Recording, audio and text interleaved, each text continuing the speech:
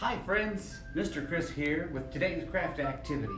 Today's craft activity is called Worshock Art.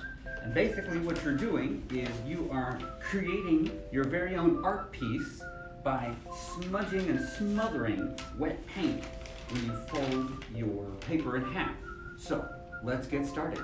What you'll need for this is a piece of paper, either large or small. You're going to go on ahead and fold it in half, or have your child fold it in half. That way they have a reference line of where they want to put their paint. The idea is that if you go down the center or on one side only, when you smash it together, it'll make an extremely interesting and unique sort of design, like my example here.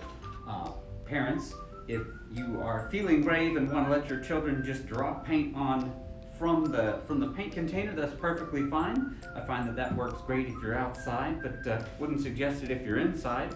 And then basically another trick and tip that I use is I try and make the paint extra gloppy and goopy and wet. The thicker the paint is when it goes on, the wetter it is when it goes on, then you fold it, the more it's going to move and run out.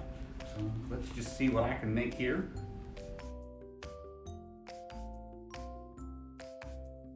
Again, this is another one of those craft activities where there really isn't any wrong or right way to do it. Just however your children are feeling they want to do their art.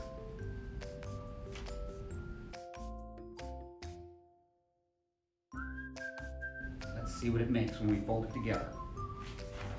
So here's our before the fold. And when you fold again, you want to try and fold it while it's still really wet and goopy. Fold it and then rub right down that center area and see what you come out with. Each one's different, each one's unique. And there you have it, Worshock Art. And the fun part about this is asking your child what they see in the art. This kind of looks like a camel who's looking down, maybe he's getting a drink of water off the page there. It's always open to interpretation. As always, I want to say thank you so much for stopping on by, and bye-bye for now.